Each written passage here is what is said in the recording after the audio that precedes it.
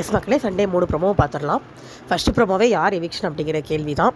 கனியை சாண்ட்ராவை ஹாட் சீட்டில் உட்கார வச்சு கனியா சாண்ட்ராவான்னு எல்லாருக்கும் கேட்கும்போது எல்லோரும் கனியை தான் ப்ரிஃபர் பண்ணுறாங்க. ஆப்வியஸ்லி கனியை தான் ப்ரிஃபர் பண்ணுவாங்க.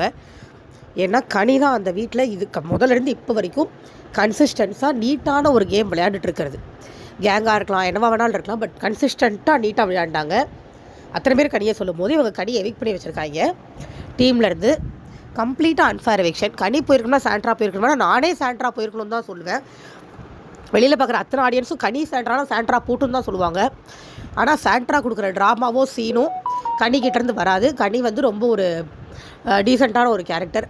நல்லவங்க அந்த வீட்டில் இருக்கக்கூடாதுன்னு சொல்லி ஆல்ரெடி 6வது சீசனில் புத்திர குத்துனதுனால அதுலேருந்து வரிசையாக தான் நடந்துகிட்ருக்கு. ஸோ நம்ம இன்னும் எதிர்பார்க்க முடியாது.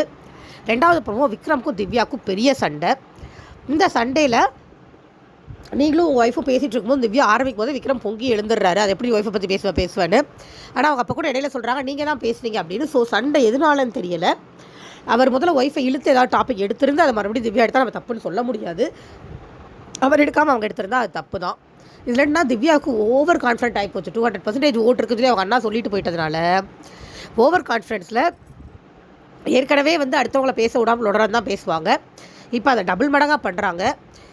அதாவது பாருவோட இடத்த ரீப்ளேஸ் பண்ணணும் அப்படிங்கிற மாதிரி தான் திவ்யாவோடது இருக்குது. அவ்வளோ தூரத்துக்கு லபோதிபோ லபோதிபோ லபோதிபோன்னு கத்துறாங்க. விக்ரமும் ஈக்குவலாக கத்துறாரு. இந்த ஃபேஸ் ரியாக்ஷன்ஸ்லாம் பார்க்க எனக்கு 2 பேர்கிட்டயுமே பிடிக்கல. அடுத்து 3rd ப்ரோமோ வந்து யாருக்கு டிக்கெட் டு ஃபினாலே வேண்டாம் அப்படிங்கிற மாதிரி கேட்டிருந்தாரு. நிறைய பேர் திவ்யாவுக்கு சொல்கிறாங்க, நிறைய பேர் வந்து சாண்ட்ராவுக்கு சொல்கிறாங்க. என்னை கேட்டால் திவ்யா சாண்ட்ராலாம் வீட்டுக்குள்ளே இருக்க வேண்டாம். ஏன்னா அப்படி ஒன்று அவங்க 2 பேரும் வைல்ட் கார்டில் வந்து கேம் விளையாடெல்லாம் கிளிக்கல. பட் என்னவோ தெரில, கனி சாண்ட்ராவான் வந்தால் விஜய் சேதுபதியே வந்து சாண்ட்ரா தான் நல்லவங்க கனி கெட்டவங்கன்னு அநியாயமாக 2-3 தடவை சொல்லியிருக்காரு. எவிக்ஷன்லேயே அதை பண்ணி விட்டார். டிக்கெட் டு ஃபினாலே யார் அடிக்கணும்னு உங்களுக்கு ஆசை அப்படின்னு சொல்லி எனக்கு கமெண்ட்டில் போடுங்க. எனக்கு என்னமோ சுபிக்ஷா மாதிரி யாரோ ஒருத்தர் அடிச்சிருவாங்கன்னு தோணுது. ஏன்னா சுபிக்ஷாலாம் டிக்கெட் டு ஃபினாலே அடித்தா தான் ஃபைனல்ஸ் போக முடியும். இல்லைனா கண்டிப்பாக எவிக் பண்ணுற நிலைமையில தான் கொண்டாந்து விடுவாங்க திரும்ப. ஆக்சுவலாக பார்த்தா சுபிக்ஷாவோ விக்ரமோ போயிருக்கணும் அமித்தோடு சேர்ந்து. ஆனால் சம்மந்தமே இல்லாமல் கனியை அமுச்சு விட்ருக்காங்க. பட் கனி பேர் ரொம்ப நாளாக அடிப்பட்டது. ஹாட் லிஸ்ட்டில் வச்சு கடைசியில் இந்த வாரம் போதும் நினச்சிட்டாங்களா என்னன்னு தெரில. ஆனால் கமருதீன் பார்வதி சாண்ட்ரா மாதிரி கேவலமான கேம் பிளேயர்ஸ் உள்ளே இருக்கும்போது கனி போனது எனக்கு மிகப்பெரிய வருத்தம் தான்.